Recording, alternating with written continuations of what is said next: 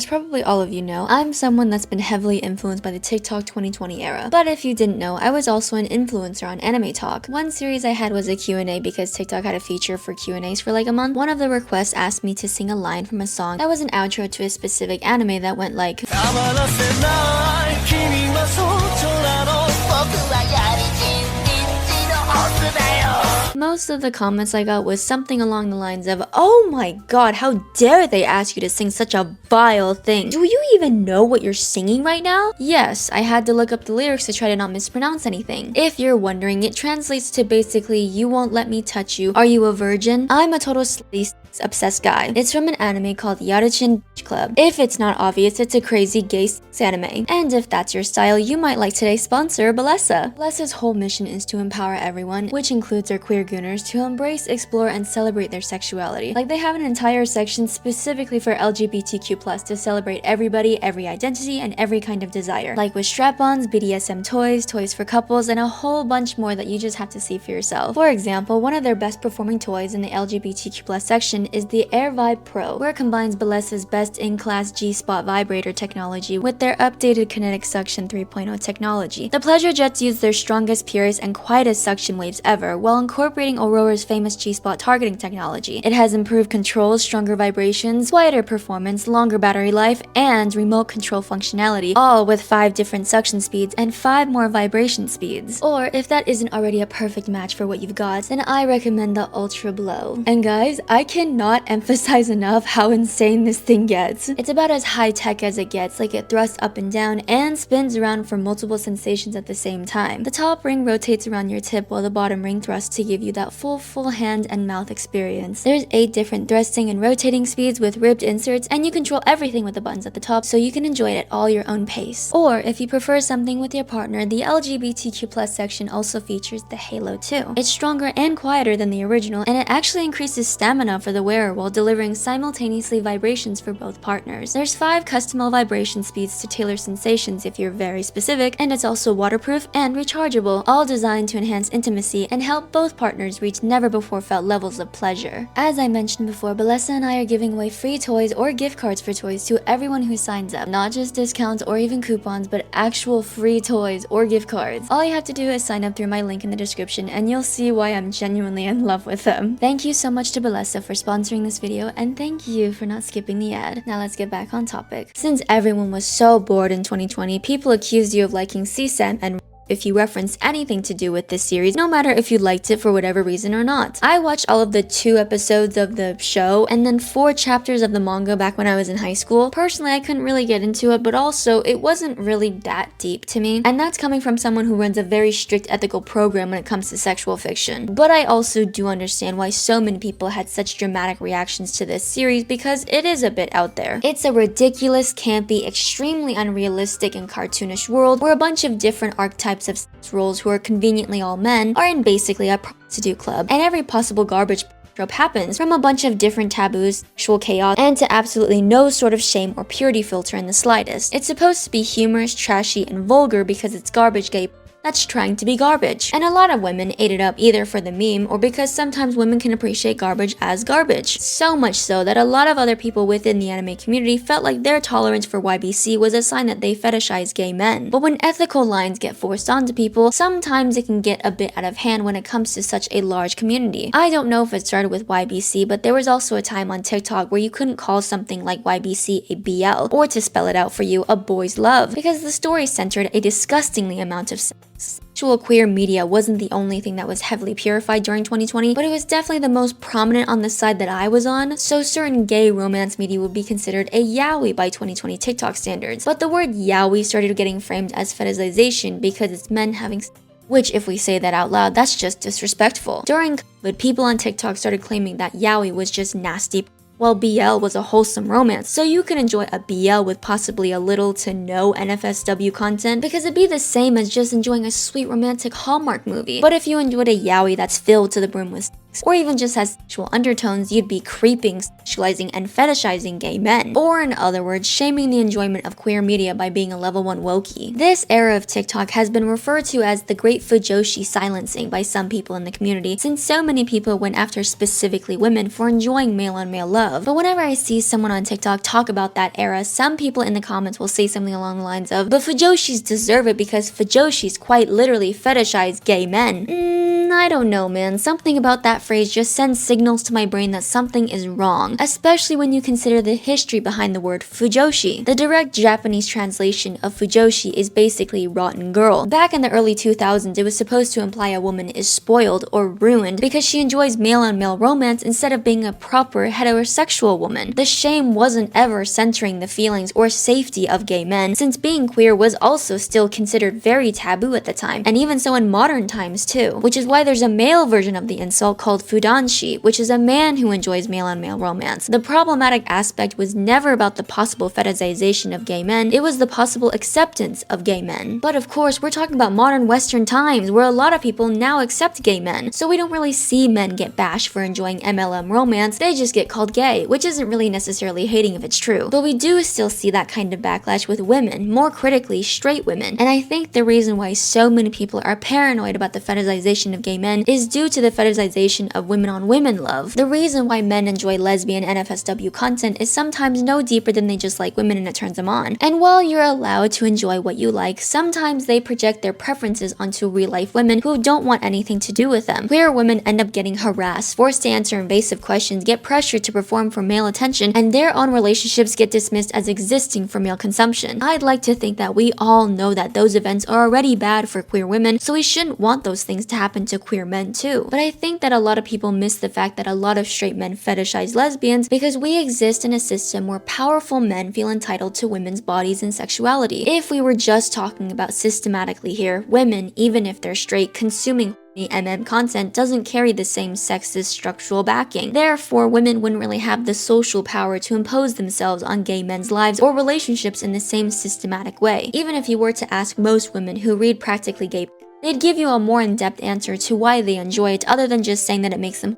And before anyone brings up the time that I made fun of self-proclaimed man-haters who read gay gooner mangas because they like psychologically torturing them, I was joking. I think I was just salty about the dark romance comic that I had recently read then that was filled to the brim with straight-up torture. In all seriousness, there are many more excusable reasons why women enjoy MLM content. Like random example, escaping certain relationship dynamics. In certain heteronormative stories, oftentimes they come with predetermined scripts about gender roles, where they make the women act all the same and sometimes with the exact same bodies and skin color, but just with different hair and clothes. Nobody bring up One Piece. And sometimes that can be very patronizing and annoying to readers. But if you were to ignore Omegaverse stories for a second, there isn't a woman or even a figurative woman being objectified or belittled to be a shy but perfect main character in stories that centered a gay relationship. Even when they sometimes have similar setups, the lack of societal expectation of gender alone would allow for the main guy to be just a regular guy, with his own personality that could love his male partner in a relationship that had no gendered power imbalance. That way, women can enjoy romance and sexuality without seeing themselves represented in potentially uncomfortable or objectifying ways. A lot of the critique is against straight women reading an overwhelming amount of these stories, but queer women also read these stories, even ones who aren't interested in real men in the slightest. And I'm not saying that in the kind of weeaboo anime characters are just better kind of way. Even though the homeland of yaoi is still kind of homophobic, we can't deny that the fact that yaoi and BL are still queer stories, and they did in fact have a very significant impact on LGBTQ+ acceptance in the West. For a long time, companies and brands were always very hesitant to show any sort of representation. Even brands that call themselves LGBTQ+ allies would still refuse to make canon LGBTQ+ characters. Before they met out gay people in real life, or before any representation in mainstream media, these stories normalized the idea that love between men could be beautiful and valid. The fandom space also became a safe space for LGBTQ+ people, more specifically queer women, non-binary people, and trans men to first explore their own identities through without feeling the immediate pressure to label themselves. And since the fandoms became so big with people posting fanfiction and fan art, it also helped normalize queer content in fandom spaces overall, which then influenced mainstream media, since many creators who grew up in these spaces now work in entertainment and bring that kind of acceptance with them. I know that the introduction of BL to Western culture wasn't entirely perfect, since these stories typically only ever feature attractive, often feminized or androgynous men, and the things that happen in the stories oftentimes don't reflect what actually happens in actual gay men's lives, relationships, and community issues. But I also think that yaoi and BL and just queer romance media in general are improving as a whole. Because when a community doesn't discriminate who can enjoy and create these stories based on gender, those things become better. Again, I'm not trying to say that BL or even the culture around it is perfect, or that straight romance is always inferior to gay romance for those reasons, because different stories have different levels of thought out concepts in writing. But I always find the paranoia around the fetishization of gay men to be quite amusing, especially when the certain concern that I've seen firsthand always seem to just belittle the women who enjoy it to feel superior, overcorrecting their hypothetical behavior of objectifying gay men. There's this new and very trending Canadian show called Heated Rivalry. If you haven't guessed yet, the show features two masculine men on opposing hockey teams that have a rivalry in public but have a private relationship that begun as just enemies with benefits over a few years as they continue to play hockey. The most feedback that I've seen for this show is that it's very good and heartwarming, but the few critiques I've seen of the show is that it's single-handedly making cis-het women fetishize gay men. It is a little ironic because I've also seen some BL enjoyers joke about how a lot of people call them fetishizers, but everyone likes Heated Rivalry. But no, actually, because people are still calling those who enjoy gay romance fetishizers. I think it's perfectly valid to call out specific people who harass real gay men after watching Heated Rivalry, but I just think that it's a bit of a stretch to call Heated Rivalry by itself a dehumanizing representation of queer men. Of course, like I said, it's not the most realistic since I imagine most gay men aren't professional hockey players, but I think a lot of people confuse fantasy with fetishization, and those two things aren't interchangeable. Fetishization happens when the characters are reduced to objects that only exist to just gratify outsiders, so their personal life wouldn't matter, their sexuality is their only trait, and any harm that they face either as a stereotype or as a part of a power imbalance would be portrayed as, ooh, hot. But the main couple in Heated Rivalry are treated as full people first. They have careers, values, flaws, and trauma. Their characters grow over time, and when they make bad decisions, there are real consequences. The show treats their emotions seriously and never mocks or trivializes their bond. In media that actually fetishizes queer romance, being gay is treated as the shocking, exciting part because it's something taboo, and therefore inherently provocative. In Heated Rivalry, queerness is just the context, not a novelty. The romantic fantasy is about the fact that they're rivals to lovers, not the fact that they're both men. If we have a successful show that was written by a gay man featuring gay men in love, I believe that getting angry at the success of this show really doesn't help queer people as much as you think it does. I know that there are some people that say that because it's a romance fantasy, that makes it inherently problematic, but I raise you every romance story ever. Romance as a genre has always exaggerated desire, conflict, and intimacy to explore one's own preferences, and singling out gay romance as uniquely suspect for doing the exact same thing straight romance has been allowed to do forever might just be internalized homophobia. If the same rivals to lovers arc were written about a man and a woman, would it not be seen as a steamy Hallmark movie? Gatekeeping queer media made by queer creators from the public has historically never protected queer people. Queer media shouldn't have to be perfect to be accepted. Assuming that the show automatically fetishizes queer men because it has fantasy level romance just flattens queer media, and also the conversations around the fetishization of queer people. I absolutely agree that some people within certain fandoms are fetishizers that don't treat the people they're supposedly allies of with respect or autonomy, and the defense of yaoi, BL, or queer romance media in general gets instantly harder when I see them in action. A trend keeps popping up for me where it's typically someone in an all-black outfit and the caption reads as add some color or something, and another person that's typically the same gender presenting in a colorful outfit that peek in for a second. And I don't know why, but without a doubt, every time I see an East Asian same gender pair do this, the comments will be filled to the brim with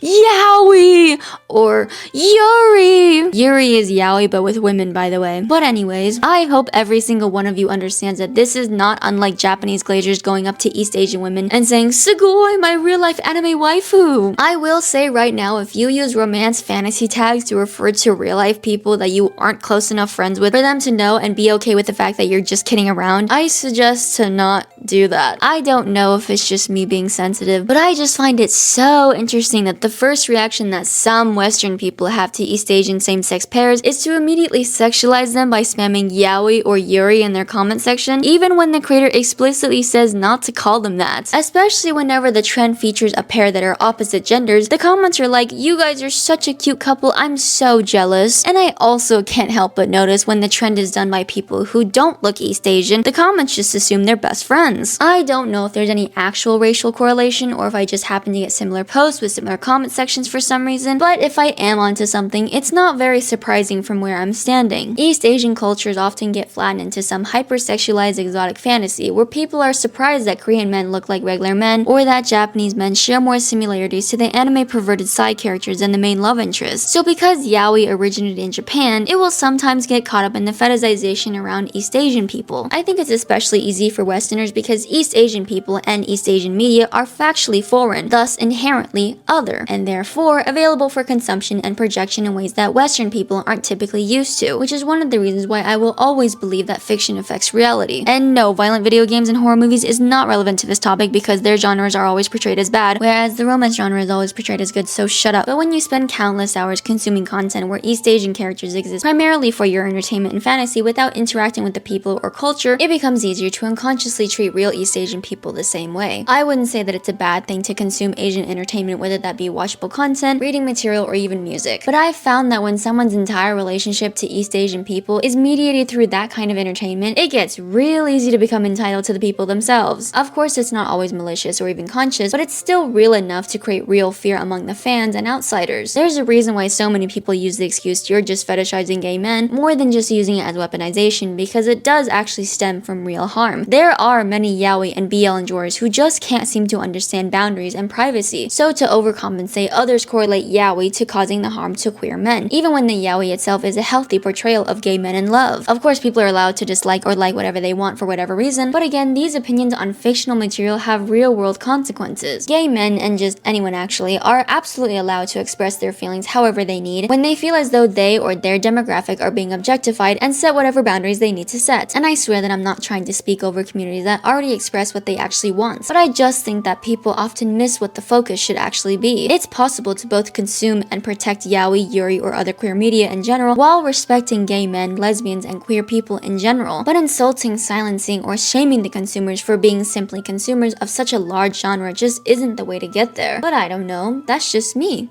Laters.